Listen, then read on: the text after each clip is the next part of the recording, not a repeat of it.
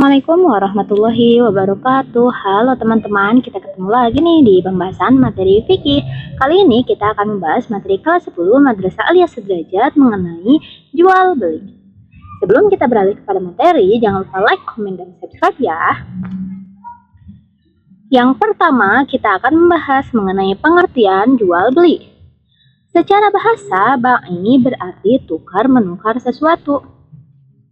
Secara istilah, bai atau jual beli adalah tukar-menukar materi maliyah yang memberikan konsekuensi kepemilikan barang, ain, atau jasa manfaat secara permanen.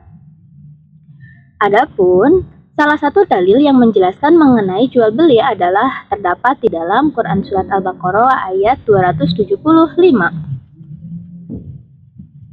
Nah, adapun praktek jual beli ini yang pertama ada yang namanya bai musyahadah.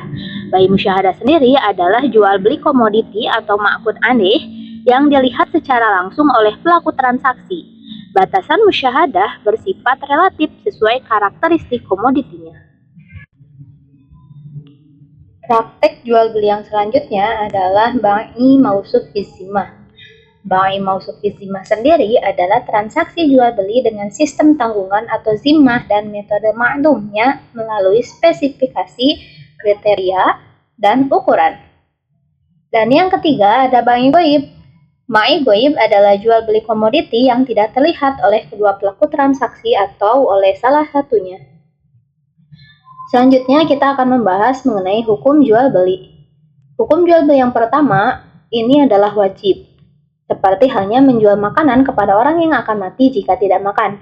Yang kedua sunnah, seperti menjual sesuatu yang bermanfaat jika dibarengi dengan niat yang baik. Yang ketiga makruh, seperti menjual setelah azan pertama sholat Jumat, menjual kain kafan karena ia akan selalu berharap ada kematian.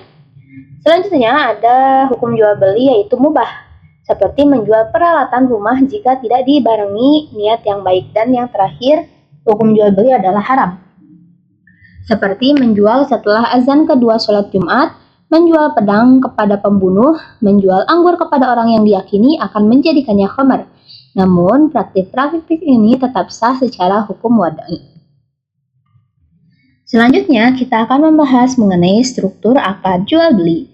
Di antara struktur akad jual beli ada 3. Yang pertama, akidain atau pelaku transaksi. Yang kedua, ma'qud alaih, barang dagangan atau alat transaksi. Dan yang ketiga ada sigot atau ijab dan qabul. Etika dalam transaksi jual beli. Yang pertama, tidak terlalu banyak dalam mengambil laba. Yang kedua, jujur dalam bertransaksi. Yang ketiga, dermawan dalam bertransaksi, baik penjual dengan cara mengurangi harga barang atau pembeli dengan cara menambah harga barang.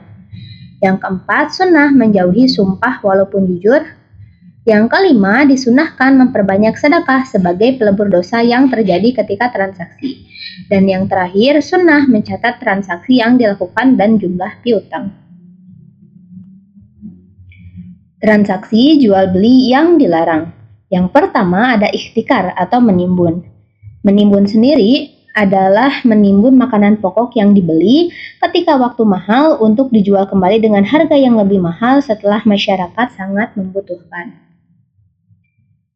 Yang kedua ada najasi. Najasi adalah menawar barang dengan cara meninggikan harga bukan karena ingin membeli tapi untuk menipu orang lain.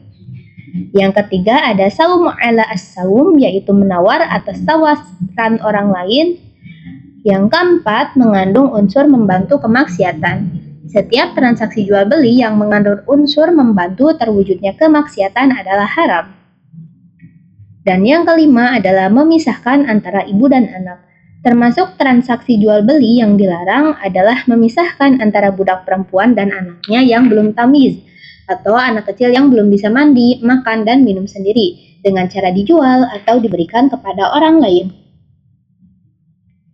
Selanjutnya, yang kedua setelah jual beli kita akan membahas mengenai khiyar. Khiyar sendiri adalah hak memilih pelaku transaksi untuk memilih antara melanjutkan atau mengurungkan transaksi. Adapun dalil yang menjelaskan mengenai khiyar sendiri ada di salah satu hadis yang diriwayatkan oleh Imam Bukhari dan Muslim. yang artinya penjual dan pembeli memiliki pilihan sebelum keduanya berpisah, atau salah satunya mengatakan pada yang lain, pilihlah.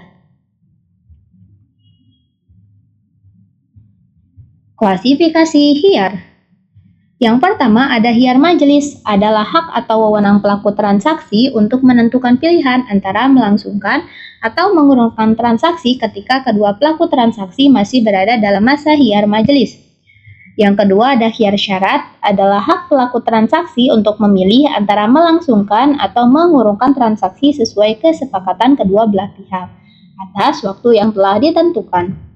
Dan yang ketiga ada hiyar aib, adalah hak pelaku transaksi untuk memilih antara melangsungkan transaksi dengan menerima komoditi apa adanya atau mengurungkan transaksi dengan mengembalikan komoditi kepada penjual.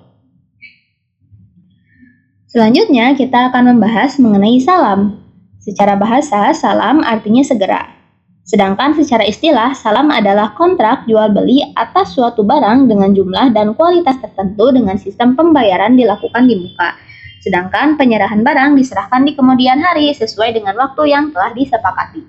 Adapun salah satu dalil yang menjelaskan mengenai salam yaitu terdapat di dalam Quran Surat Al-Baqarah ayat 282. Struktur akad salam. Yang pertama ada akidain. Dalam akad salam meliputi muslim dan muslim adah. Muslim dan muslim ilaih.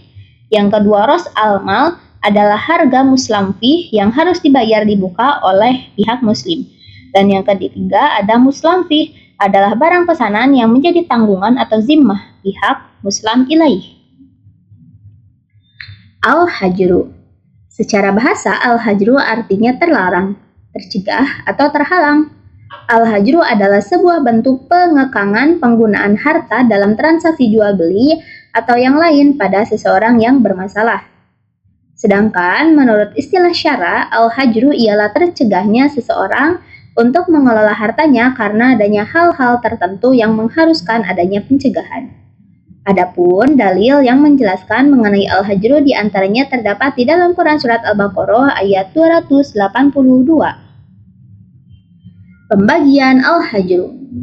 Ditinjau dari sisi fungsinya, al-hajru dibagi menjadi dua bagian. Di antaranya, yang pertama ada al-hajru yang diterapkan untuk kemaslahatan orang yang dicegah menggunakan hartanya.